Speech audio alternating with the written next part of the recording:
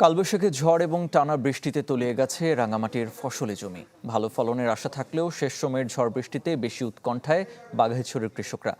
একদিকে উৎপাদন খরচ বৃদ্ধি, অন্যদিকে শ্রমিকের মজুরি বৃদ্ধি সহ নানা কারণে লোকসানের মধ্যে নতুন করে ফসল নষ্ট হওয়ার শঙ্কায় কৃষকদের কপালে চিন্তার ভাঁজ। উপজেলা কৃষি অফিসের তথ্যমতে বাঘাইছড়িতে ৩,৫২৫ হেক্টর জমিতে বোরো ধানের চাষ হয়েছে। দ্রুত ফসল ঘরে তোলার জন্য কৃষকদের পরামর্শ দিচ্ছেন কৃষি কর্মকর্তারা। কৃষকেরা ধান কাটতেছে, কিন্তু বৃষ্টির কারণে, মেঘের কারণে একটু সমস্যা হইতেছে ধান তুলতে।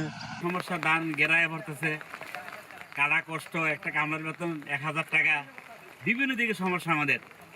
এখন আমরা কি করবো যে বলতে পারি না।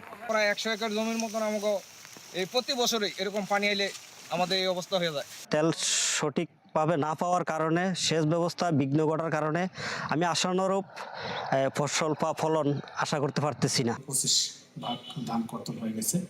তো সামনে একটা বড় ভারী বৃষ্টিপাতের সম্ভাবনা আছে, যেটা আমরা আমাদের কৃষকদের পরামর্শ দিয়েছি, যদি ধানের 80% যদি পেকে যায় তাহলে সেগুলো কর্তন করে নিরাপদ স্থানে নিয়ে যাওয়ার জন্য।